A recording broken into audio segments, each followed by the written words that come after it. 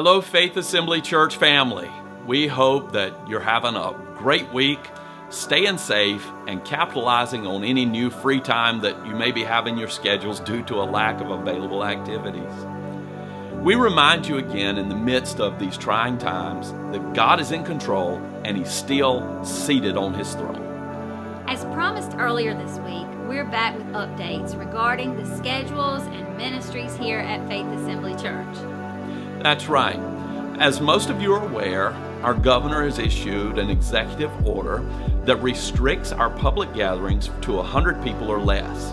The CDC has offered further guidelines that limit that number to 50 people, and recently our national leadership has offered guidelines that lowered it still to a number of 10 people.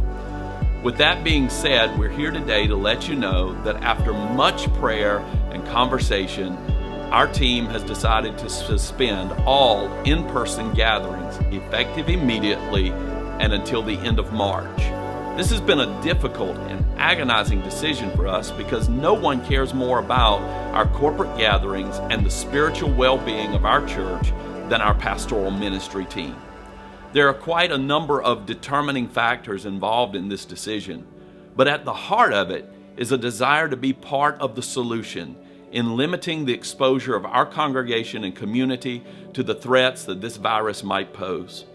Many suggest that the postponement of a church's schedule of services is a lack of faith in God's ability to keep us from this virus, and that such decisions are prompted by fear.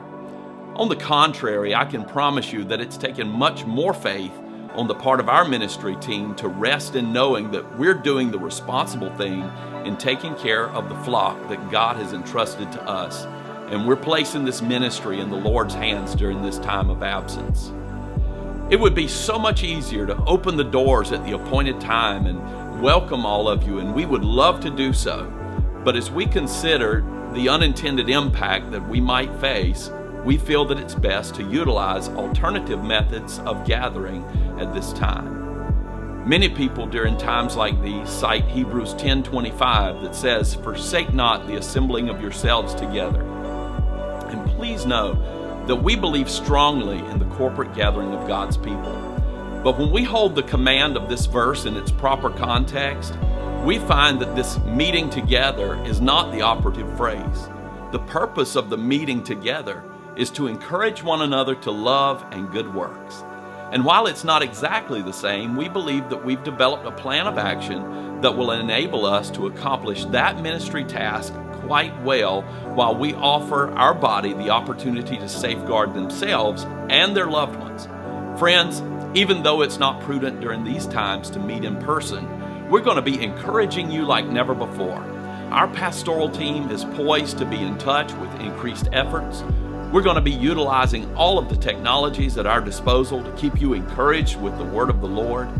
Each of our pastors have scheduled virtual interactions with their respective ministries, and we are looking forward to advancing the purposes of the church, even during this season of absence.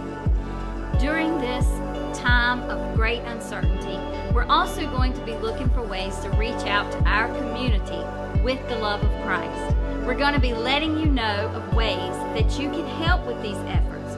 So keep an eye on our church's Facebook page and your inbox to find out more about these ministry opportunities as they come available. We also want to mention to all of our senior saints or those with compromised health conditions that might put you in a higher risk category. If you find yourself in need of any essential supplies such as food, water, or pharmacy pickups, please don't hesitate to call our pastoral care line. You can call the church at 252-756-7676 and dial option 3 when prompted. As mentioned earlier, all of our pastors are planning virtual interactions for all of their respective ministries. Posted in the notes below, you're going to find a couple of things. First, you're going to see a schedule of interactions that will be posted on our various social media and internet outlets. Second, we encourage you with faithful and financial support of the ministry. Difficult times and a lack of in-person gatherings does not release the church from its responsibility to minister to its community. Difficult times increase the church's responsibility to minister to its community. Therefore, posted below, you'll see the various ways that you can continue faithful giving. Absolutely. We hope that you'll take the necessary precautions during this time to keep yourself and your loved ones safe from the potential threats posed by the COVID-19 virus. In the meantime, join us in lifting our church body in prayer, and likewise we ask that you would pray for our community, state, and national leadership, believing that God will heal our land and that His wisdom will be poured into the hearts of our leaders. Blessings to each of you, and we cannot wait to worship together with you all as soon as this is over.